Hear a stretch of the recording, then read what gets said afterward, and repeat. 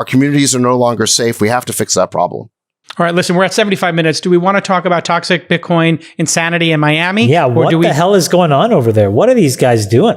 All right, so very simple. There was a Bitcoin conference in Miami. If you go to that conference, you have to agree to not mention other cryptocurrencies. We all have heard of Bitcoin maximalization or being a Bitcoin maximalist. This means you believe that Bitcoin is the one true cryptocurrency. All other cryptocurrencies do not exist. This conference has codified that to the point at which people are jumping on stage like maniacs, ripping off their clothes to reveal Dogecoin shirts. And then people are saying, Bitcoin maximalism now has evolved into Bitcoin toxicity, which is a subset of the Bitcoin movement. What Bitcoin toxicity says is in order for Bitcoin to become the one true currency and the reserve currency, we must attack anybody who attacks it. In other words, cult-like behavior. Either accept Muhammad, Jesus, Moses, whoever, Hindu god, Zeus for the Greeks. You have to accept our God, or else we're going to attack you. So you can actually see this in practice. I tweeted, if Bitcoin was replaced by technology, what would that look like? And you get massively ratioed on Twitter, which means more comments than likes.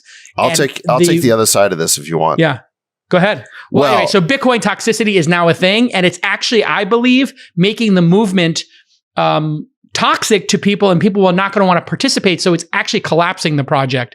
People do not want to be involved in toxicity, and people think that there's many ways to win in crypto. There are. So the crypto community, because of the recent loss of 50%, I think now is in a debt spiral of toxicity. Go, Sacks. Well, I think this is a fake moral panic on your part. Look, if toxicity means that you think that all these cryptocurrencies are a scam, then Jason, you are guilty of toxicity too, because I believe in Bitcoin. I believe in Bitcoin. I own 7 figures worth. Nobody has been on Twitter more saying that all these cryptocurrencies are a scam. The only disagreement that you and the Bitcoin maximalists have is with respect to Bitcoin. But you both sides agree that you and the maximalists believe that all these other cryptocurrencies are a scam. I believe it's a real technology. So I do believe that there are scammers in it, to be clear. You've contributed to the toxicity by basically... Absolutely not. I deny. By constantly denouncing every crypto as a scam. I denounce ICOs and scams. I believe technology, it's a real technology. But anyway, it's just gross, and I think that in general, if I had to summarize what I see, I see like there's a vein of young men, basically, who are super, super frustrated. And... incels. And well, I don't know if they're incels or not, but like, I think that they basically, I think like ran the race the way they were told. They checked all the boxes. They went to the schools. They got the jobs. They did the thing. They did that. And it's kind of not working. And so whenever they find a thing that's new, I think they find acceptance in a community. And then, man, do they get really rigid about it. And they, in some ways, just stop thinking for themselves. And that's a shame. Call to cult, yeah. Can I quote something? We've all been raised on television to believe that one day we'd all be millionaires and movie gods and rock stars, but we won't. And we're slowly learning that fact, and we're very, very pissed off. It's a line from Fight Club. That's Fight Club. Of course it's Fight Club. That's a great quote. It's so true. So true. It's so true. That basically summarizes Twitter. I feel like that summarizes Twitter. It's Instagram. Instagram made it 100 times worse. You could see everyday people suddenly becoming rich and famous, or at least the perception that they were rich and famous. And using filters to look better. And then everyone feels like they're being left out, or everyone feels like they want something that they don't have. And then you're left in this constant state of want and desire and this constant state of unhappiness. So this isn't new, by the way. These are Buddhist principles that dukkha, this source of unhappiness, is really about desire. And if you can let go of, and we create more desire. And comparing yourself to others. Yeah. I think there's a different answer to the Fight Club nihilism than just sort of giving up all desire. I understand the sort of Buddhist approach. I actually wrote in 1999, when I joined PayPal, I wrote an article called Silicon Valley's Fight Clubs, in which I basically said that startups were the answer to this sort of, remember Fight Club came out in 1999. And so you had this sort of nihilism associated with this empty materialism.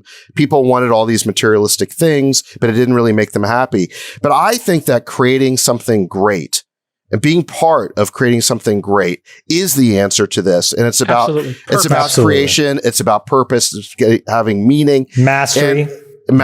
And we are robbing people of having that experience when we do stuff like universal basic income or tell them they don't need to work. We should be encouraging them to have these great experiences. And this is why I kind of react to these like Apple snowflakes who don't want to come into their $1 billion spaceship campus. It's like, they're just punching a time clock. They're not really getting any meaning out of their work. And that's the thing I sort of react to. That's so, you'd rather than find another place where they can actually find purpose and mastery rather than be at Apple, be mad, write petitions. Yeah, contribute. Could the iPhone have been created by a remote team? It could. Let's be clear. The iPhone would never have happened had it not been for Steve Jobs. Okay.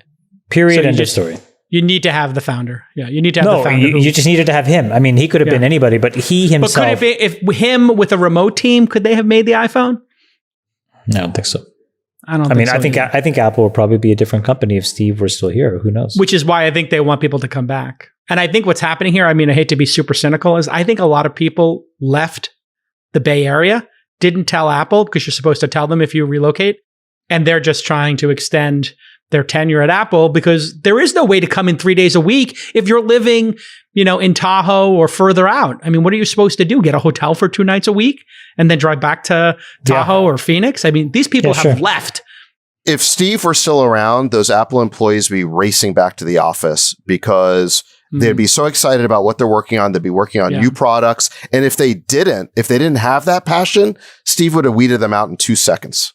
At the end of the day, what happened at Snowflake, by the way? You mentioned Snowflake, although you said Apple Snowflakes. But the founder of Snowflake said in a CNBC episode, essentially, we care about diversity, but we care first and foremost about being a high-performing organization, I'm paraphrasing, that services our customers and our shareholders. And so while diversity is important, we're going to fill a role with the best person we can find.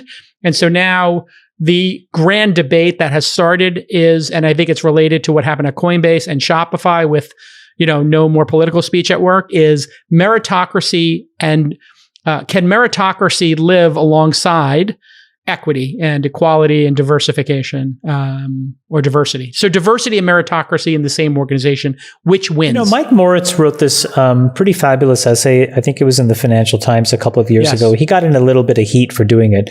But essentially what he said was, while we are all talking about the things that we think are important, there's an entire cadre of engineers in China that are coding 24/7.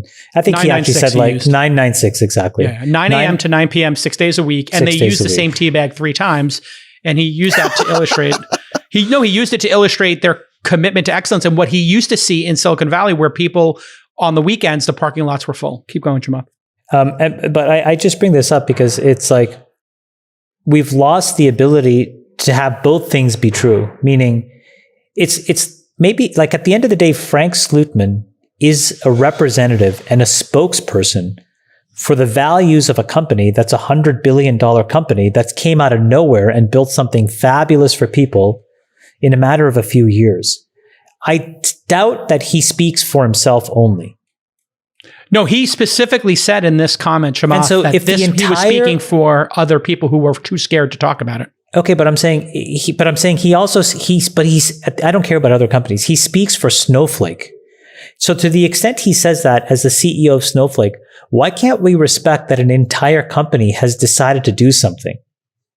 For example, the other opposite end of this, do you remember this bakery? I think it was in Colorado that refused to make a cake. Yeah, refused to make a cake for a lesbian couple. It went all the way to the Supreme Court, and they said that this guy had the right to deny them making the cake. To me, it makes my blood boil.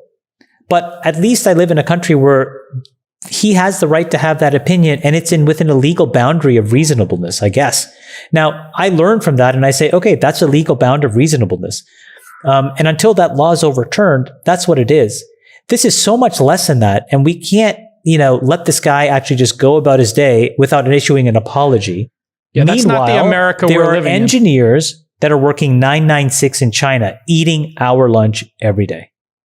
Yeah, in America We've today, lost the script. You have to agree. I'll give you another example. You have to capitulate and agree to the diversity.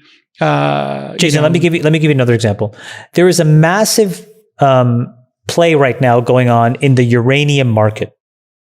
it was brought to my attention. I was like, let me just go look at this. I don't know anything about this, but I just was curious about what's going on. And effectively what it is, there was a fund that was trying to basically corner uranium and drive the price up. And the entire thing about uranium, which was interesting, is, okay, what is it used for? It's used for nuclear reactors. Well, then you spend a little time understanding nuclear reactors, and I was shocked to learn how clean, how safe, how reliable, how repeatable. I had all these stupid cobwebs in my head based on a random couple of press releases, 3 Mile Island, Fukushima, etc. So when I cleared all of that bias away and I learned about it, then I'm like, why aren't nuclear reactors everywhere? Because it is the fastest way for us to get to carbon neutral. And then I find out the same people who want carbon neutral, i.e. Greenpeace, is one of the largest advocates against nuclear.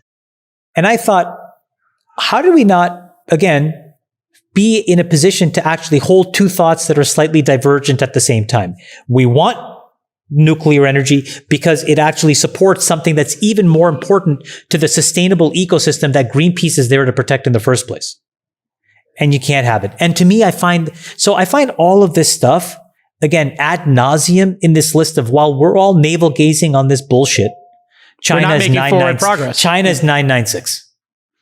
Right. We have to have forward progress. And by the way, Slotman, he put out a release. Comments I made during a media review of last week may have led some to infer that I believe that diversity and merit are mutually exclusive when it comes to recruitment, hiring, and promotion. I do not believe this. And I want to personally apologize to anyone who may have been hurt or offended by my comments.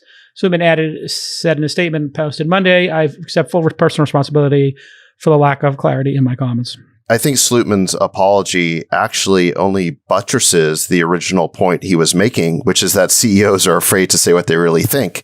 Yes. He came out, he had the bravery and courage to say what he really thought. He then got piled on Twitter, and now he's apologizing for it and walking it back. It's really kind of a shame, to Chamath's point. How can we have honest conversations when people are just afraid to say what they think? Whether I agree with Frank Slootman or not is not the point. The point is that if his entire company and his employees and his executive team have made a specific decision that they view merit as, incredibly important, and then they layer diversity in as a result, who am I to cherry pick those words? And all of a sudden, I have a wording issue with that because I don't even understand the hiring criteria. It's not as if he published those stuff. So it's not like anybody on the outside had any shred of ability to know the details. Right.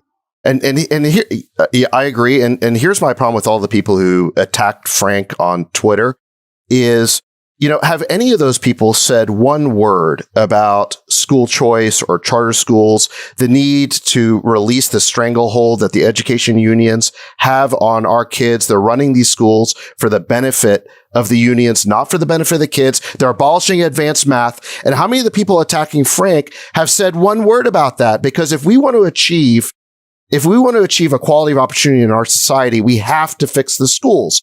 And so it's so easy to attack Frank, but they're unwilling to say one word about school choice because the unions are a political ally and it's inconvenient for them to do so. What about, again, going and actually understanding the cleanliness and safety of nuclear and, being able to tell folks on the environmental left that actually this is a path to sustainable energy and a better ecology and biodiversity in the shortest path possible. They just want to shut down the conversation. They don't want there to be any real conversation or debate. But we're shutting down, to be really honest with you, words, and we're shutting down rather superficial conversations, and nobody ends up addressing the root cause issues of anything. That's the shame. I just think that we are screaming at each other about things that none of us really understand without taking the time to understand each other. Meanwhile, China is 996. Yes. I just can't say. Which is why we need to. Now you agree, Chamath. We have to win space. Meanwhile, China is 996. They're 996, and they were going to win space and put. You put 1.2 billion people that are born in a collectivist system against holistically defined goals over a multi-decade period of time. They're by the way, going back to where we started, just to end maybe the podcast, biotech is the last bastion where America is completely dominant. Right? Software too. Not really. There are incredible advances that it's been American biotechnological ingenuity through and through. and the question there is going to be, how do we make sure we wrap our arms around this category and continue to do great things? Because in the absence of it, and if we lose the script, some other country is going to 996 that market from us as well. Yeah, I think, what you're pointing out is we're in this generational competition, sort of Cold War type conflict with China. I think our foreign policy is starting to realign around that. You're seeing both Democrats and Republicans really get on the same page now about the threat that China represents. But our domestic policy is not realigned around that. If we really want to win this Cold War against China, we have to be competitive. And we keep doing things to our schools, our kids, and other parts of our system and our economy that are anti-competitive. We need more Friedbergs. And if you get rid of the advanced programs, we have no Friedbergs. We need to clone Friedberg. Friedberg, what's the chances we could just clone you and have 2,000 more Friedbergs to solve this biotech problem? Would you be open to that? Can we start the clone wars with you? Do you guys think you would get along with your clone, or would you want to destroy your clone? Destroyed. That's mimetic. So oh my we God, know that. I want 10 clones of myself. Are you kidding me? Can you imagine the round table? Rene Girard wrote about this very eloquently many, many decades ago. This goes in one place, which is, it goes into capital murder. I want a clone army of myself. Sacks, absolutely. would you like to just sit down and play chess with your clone all day? Not chess, but he'd like to do something else. Oh, no. Oh, no. That's not an image I wanted. Oh, no. You're going to have a threesome with yourself, Sacks? No, nothing sexual. No, stop. That's sort of what you were saying. I'd be cool with clones. I'd create a bunch of clones. You'd wrestle with your own clone? Well, like a wrestling match? I feel like there's all these different things I want to do in my life that, different careers or whatever. And I could send one Sacks out to different be an architect. Lifestyles, perhaps? One Sacks could be an architect, and one could be a director, and one could be I want to be a whatever. lawyer.